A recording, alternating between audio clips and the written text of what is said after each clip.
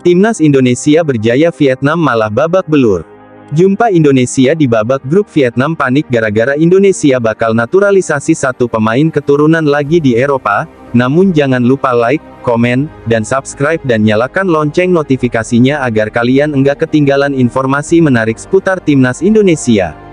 Kalau sudah, mari kita lanjut. Hasil bertolak belakang didapat oleh Timnas Indonesia dan Timnas Vietnam di jeda internasional FIFA Matchday pada bulan Oktober tahun 2023 ini. Timnas Indonesia meraih hasil-hasil positif saat berlaga di ronde pertama kualifikasi Piala Dunia 2026. Mereka berhasil melibas Brunei Darussalam di leg pertama di Jakarta. Skuad Indonesia membabat Brunei 6-0. Di pertemuan kedua di Bandar Seri Bengawan pada tanggal 17 Oktober, Indonesia memainkan susunan pemain yang berbeda dibanding di laga pertama. Meski secara permainan kurang greget, tapi skuad Garuda tetap bisa menang dengan skor 6-0 juga.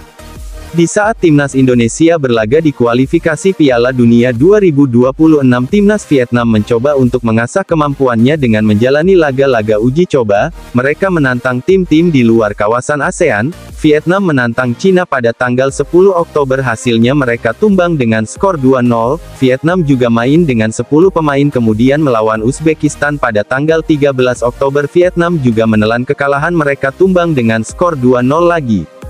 Terakhir Vietnam coba menantang Korea Selatan di Suwon pada Selasa tanggal 17 Oktober, mereka kesulitan menahan Son Heung-min dan kawan-kawan. Korea Selatan mencetak 2 gol di babak pertama. Di babak kedua mereka memberondong gawang Vietnam dengan tambahan 4 gol.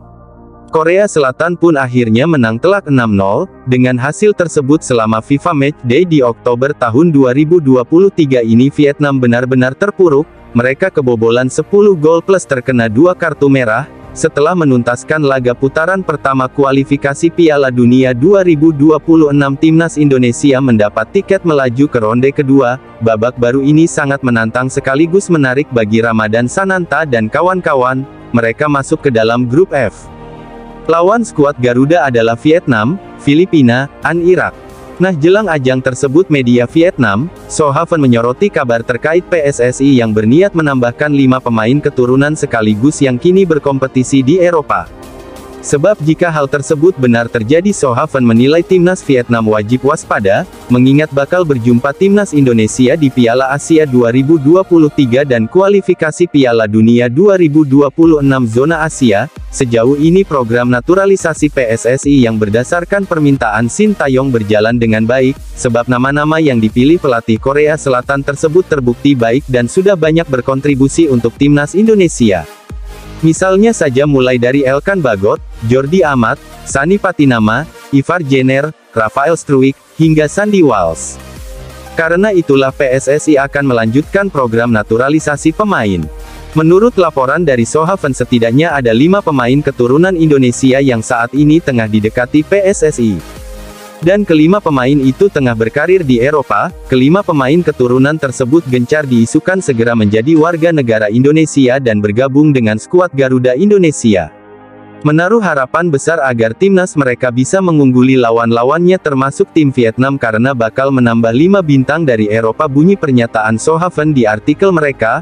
Federasi Sepak Bola Indonesia berencana menambah 5 bintang naturalisasi asal Eropa untuk melengkapi tim nasional Indonesia berlaga dalam waktu dekat, termasuk kualifikasi Piala Dunia 2026 dan final Piala Asia 2023, tambah pernyataan So Haven tersebut. Nah, jadi bagaimana menurut kalian? Tulis di kolom komentar.